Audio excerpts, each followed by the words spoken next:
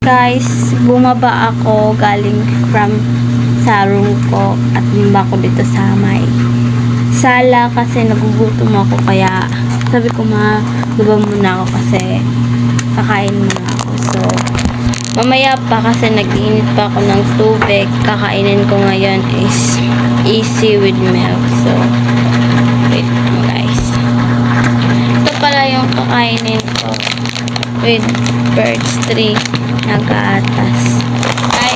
Time check, it's already 12 18 1/8, so 25 na guys, March 25. So pala yung papi namin, gusto niyang sumama, kaya yan, gulo-gulo niya. Kita mo yung gulo-gulong. Hi, good evening.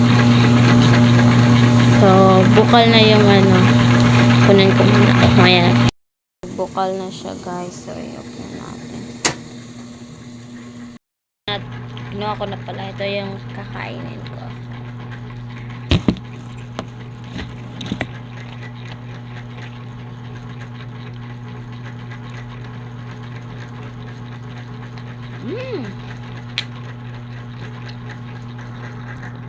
So yun lang guys, thank you for watching.